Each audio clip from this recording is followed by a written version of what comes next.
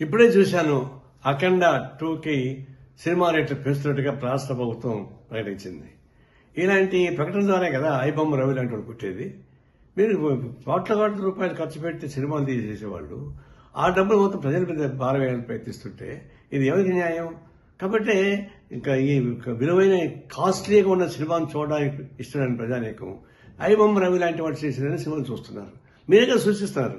మళ్ళీ అతను అరెస్ట్ చేసే హక్కు మీకు ఎక్కడ వచ్చింది? ఈ ప్రభుత్వానికి నైతిక హక్కు లేదు. ఐబొమ్మ లాంటి వాళ్ళని అరెస్ట్ చేసే నైతిక హక్కు మీకు లేదు. ఎందుకంటే మీరే సృష్టిస్తున్నారు అటువంటి వాళ్ళని. ఇప్పుడు ఆయన జైలు పెట్టి ఇంకా చాలా మంది వస్తారు. ఇలాంటి సినిమాలని రేట్లు పెంచి దివాళాపూరితంగా సంపన్న వర్గాల ఒడిగని చేస్తూ సామాన్య ప్రజానికాన్ని జోబులు కొట్టేసేటువంటి తిరుక్షోరం చేసేటువంటి అయిపోతున్నారు. ఇంకా రాబోతున్న సినిమాలు 6-7 సినిమాలు రాబోతున్నాయి. అవి ఎందుకు పెంచుతారు ఇంకా అంటే అట్లా పెంచుకుని పోయి ప్రజలను భారం వేస్తుంటే ఇట్లాంటి ఐబొమ్మ రవి లాంటి వాళ్ళు చాలా మంది పుడతారు. వాళ్ళు రావడం మీ చేత కాదు. ఇది స్వయంకృత అపరాధం. వ్యవస్థలో చేస్తున్నటువంటి అనేక అరాచకాల భాగంగా ఇది ప్రభుత్వం తగిన చర్యలు తీసుకోకపోతే ఇలాంటి అరాచకాలు జరుగుతూనే ఉంటాయి.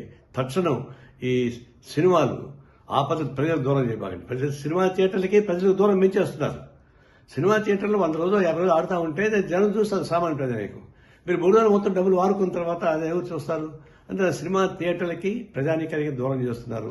కళామతలకి ప్రజలకు దూరం చేస్తున్నారు. ఇది అత్యంత ప్రమాదకరమైన ధోరణి. ఇలాంటి విలాసవంతమైన సినిమాలు తీసి వాళ్ళు నష్టం అవుతున్న భయంతో ప్రజల మీద భారం వేస్తే ఇది ప్రజలు ఊరికే ప్రసక్తి లేదు. మేము తీవ్రంగా ఖండిస్తున్నాం.